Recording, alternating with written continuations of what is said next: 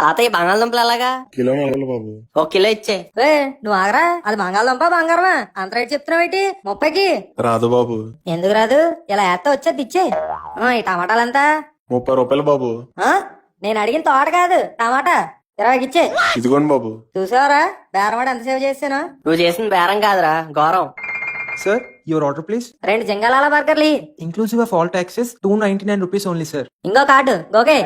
అబ్బా అదిరిపోయిందిరా. ఒరే ఎంత ఇది?